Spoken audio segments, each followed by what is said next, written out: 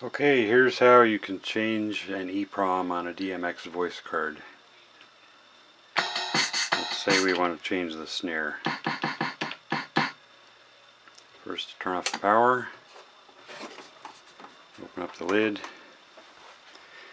and we pull out the snare voice card. It can be tricky. Pull a little bit here, a little bit there, a little bit here, and kind of wiggle it on out.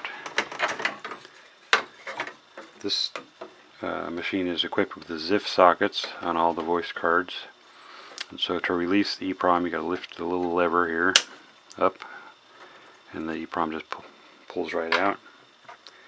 Got a replacement here. Drop it in. Make sure that the notch is on the top side there, pointing up. Very important. Make sure all the pins are lined up. Push the lever back down.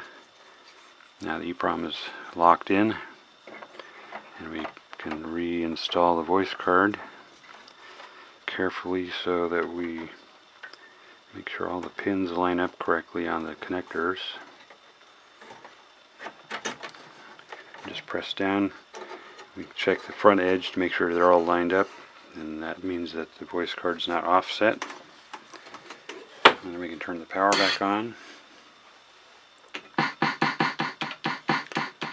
And there's the new snare.